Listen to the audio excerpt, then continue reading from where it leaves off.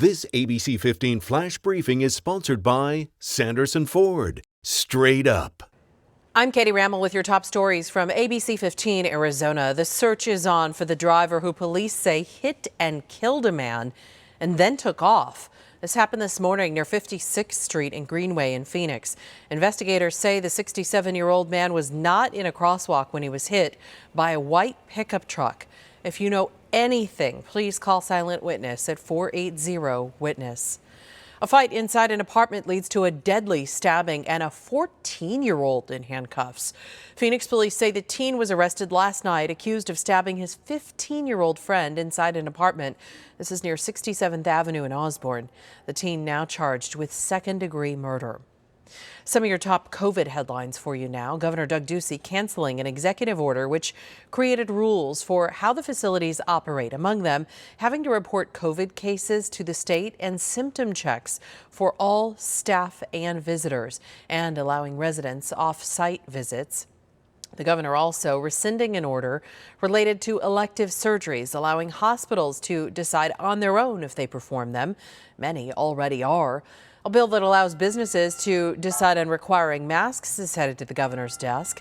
The bill allows owners to ignore mask mandates from local governments. It's after Flagstaff and Pima County leaders opted to keep the mask mandates in place despite an executive order to lift them. The bill passed along party lines with no Democrats voting for it. And in the race to vaccinate, close to 1 in every 3 Arizonans have at least one dose of the vaccine. That shakes out to 2.1 million people. New appointments for the state-run sites will open up tomorrow morning. Your voice, your vote, but it's up for review. Arizona Senate President Karen Fann says she wanted a bipartisan team to audit and decide once and for all who won the presidential election in Maricopa County. But that's not at all what she decided to do. Fann instead chose a Florida company called Cyber Ninjas to lead the audit.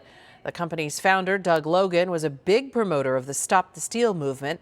At one point, he falsely tweeted Dominion, the company which provides vote counting machines, had glitches. He also retweeted false claims that Donald Trump lost out on as many as 200,000 votes in Arizona. In a statement published by FloridaPolitics.com, Logan goes on to say, our team's goal will be to validate the results so we can confirm the effectiveness of existing legislation or point out areas of potential legislative reform. It's baseball's opening day. The D-backs open the season in San Diego. Their first game at home is coming up next week. Some things to remember when the D-backs are back home. All tickets will be digital. More tickets for the opener and other games through May 16th go on sale for you tomorrow. And just to get you even more excited, here's a look at some of the tasty food at Chase Field this year, including the 505 green chili chicken bacon and ranch tots, the beer cheese bratwurst, poblano cheesesteak, and then you saw that chocolate mint chip stack shake. Making you hungry right now. All right, meet one of the newest members of the Maricopa County's Attorney's Office. She's a puppy, joining the Victim Support Program as a service dog. So the county will now have 4 dogs that help children who are victims of crimes or witnesses to those crimes. They work with cases involving baby homicides, sexual abuse, or physical abuse. The dogs comfort victims, accompanying them through the entire trial process, including doing interviews, depositions, testifying, even sentencing. 16-month-old Coco will be the newest addition once she completes her training.